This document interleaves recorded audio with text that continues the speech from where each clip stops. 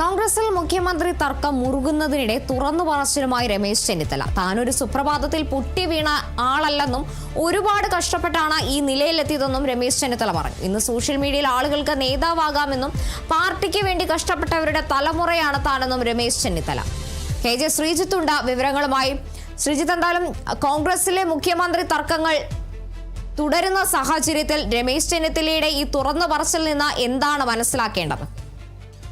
തെരഞ്ഞെടുപ്പിന് പിന്നാലെ തന്നെ കോൺഗ്രസിൽ രൂപപ്പെട്ട മുഖ്യമന്ത്രി ചർച്ചയുമായി ബന്ധപ്പെട്ട തർക്കമാണ് ഇപ്പോൾ മറ്റൊരു രീതിയിലേക്ക് മാറിയിരിക്കുന്നത്. രമേശ് ചെന്നിത്തലയുടെ ഒരു തുറന്നു പറച്ചിൽ തന്നെയാണ് ഇന്ന് ഒരു അദ്ദേഹത്തിന് പുരസ്കാരം നൽകുന്ന വേദിയിൽ ഉണ്ടായിരിക്കുന്നത്. ചെന്നിത്തല തൻ്റെ രാഷ്ട്രീയ ചരിത്രം തന്നെ തുറന്നു പറയുകയാണ്. 8ാം ക്ലാസ് മുതൽ തന്നെ താൻ KSUവിൻ്റെ നേതാവാണ്, ഒരു സുപ്രഭാതത്തിൽ പൊട്ടിമുളച്ച നേതാവല്ല. പുതിയ കാലത്ത് സമൂഹ മാധ്യമങ്ങൾ വഴി എല്ലാവർക്കും നേതാവാകാൻ കഴിയും, പക്ഷേ താൻ അങ്ങനെ വന്നതല്ല. 8ാം ക്ലാസ് മുതൽ തന്നെ KSUവിന് വേണ്ടി പ്രവർത്തിച്ചു. KSUവിൻ്റെ യൂണിറ്റുകൾ രൂപീകരിക്കാനായി നടന്നും സൈക്കിളിലും യാത്ര ചെയ്താണ് പാർട്ടി പ്രവർത്തനം നടത്തിയത്. അതോടൊപ്പം തന്നെ മറ്റു പാർട്ടി പ്രവർത്തകരുടെ മർദ്ദനത്തിനും താൻ തയ്യാറായിട്ടുണ്ട്. ഇതെന്തായാലും കൃത്യമായൊരു സന്ദേശമാണ്. കാരണം KC വേണുഗോപാലുമായി ബന്ധപ്പെട്ട് പരിശോധിക്കുകയാണെങ്കിൽ അദ്ദേഹത്തെ ഒരു സമര നായകനായി ചിത്രീകരിക്കാനുള്ള ശ്രമം കുറച്ചു നാളുകളായി തന്നെ സമൂഹ മാധ്യമങ്ങളിൽ അരങ്ങേറുന്നത് നമുക്ക് തന്നെ അറിയാവുന്നതാണ്. അതിനിടയിലാണ് ഇപ്പോൾ അദ്ദേഹത്തിൻ്റെ ഒരു തുറന്നു പറച്ചിലുണ്ടായത്. ഇത് കൃത്യമായി തന്നെ ഒരു രാഷ്ട്രീയ നിലപാടായി നാം കണക്കാക്കേണ്ടി വരും.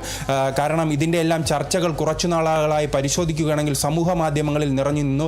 VD സതീശൻ്റെയും അതോടൊപ്പം തന്നെ KC വേണുഗോപാലിൻ്റെയും എല്ലാം അനുയായികൾ നിരന്തരം ഇത്തരത്തിൽ തങ്ങളുടെ നേതാവിനെ ഉയർത്തിക്കാട്ടിക്കൊണ്ടുള്ള വലിയ ചർച്ചകളുമായി രംഗത്ത് വരുമ്പോഴാണ് അവർക്കെതിരെ ഒരു നിഴലുദ്ധം പോലെ ഈ ചെന്നിത്തല രംഗത്തെത്തിയിരിക്കുന്നത്.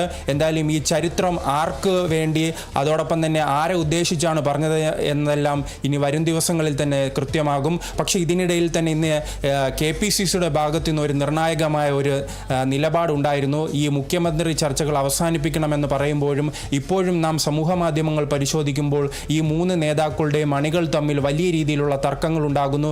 അതോടൊപ്പം തന്നെ ആ തർക്കങ്ങൾ ഇന്ന് സമൂഹ മാധ്യമങ്ങളിൽ നിന്നും പുറത്തു ചാടി ഇന്ന് പല തെരുവുകളിലുമെല്ലാം ഫ്ലെക്സുകൾ നിരക്കുന്നത് നാം കണ്ടിരുന്നു. VD സതീശൻ്റെയും അതോടൊപ്പം തന്നെ KC വേണുഗോപാലിനെല്ലാം അനുകൂലിച്ചുകൊണ്ട് വിവിധയിടങ്ങളിൽ ഫ്ലെക്സുകൾ പ്രത്യക്ഷപ്പെടുന്നു. പ്രത്യേകിച്ച് എറണാകുളം അതോടൊപ്പം തന്നെ മലപ്പുറം, കണ്ണൂർ ജില്ലകളിലാണ് ഇത്തരം ഫ്ലെക്സുകൾ വരുന്നത്. അതിൽ ഏറ്റവും കൂടുതൽ ഫ്ലെക്സുകൾ പ്രത്യക്ഷപ്പെടുന്നത് VD സതീശനുമായി ബന്ധപ്പെട്ടാണ്. VD സതീശനെ മുഖ്യമന്ത്രി സ്ഥാനാർത്ഥിയെ ഉയർത്തിക്കാട്ടി അദ്ദേഹം നയിക്കട്ടെ എന്ന് ചൂണ്ടിക്കാട്ടിയാണ് ഇത്തരം ഫ്ലെക്സുകൾ പുറത്തു വരുന്നത്.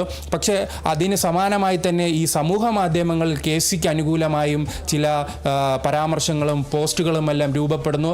അങ്ങനെ ആ 2 തർക്കങ്ങൾ രൂപപ്പെട്ടപ്പോഴാണ് മൂന്നാമതായി താനൊരു മുതിർന്ന നേതാവാണെന്നും ഒരു സുപ്രഭാതത്തിൽ പൊട്ടിമുളിച്ചതല്ല, തൻ്റെ രാഷ്ട്രീയ പാരമ്പര്യം പൂർണ്ണമായി തന്നെ അദ്ദേഹം തുറന്നു പറയുകയാണ്. അങ്ങനെ 3 നേതാക്കൾ തമ്മിൽ പൊട്ടിക്കുമ്പോൾ മുമ്പ് തന്നെ ഈ തർക്കങ്ങൾ രൂക്ഷമായിരിക്കുകയാണ്.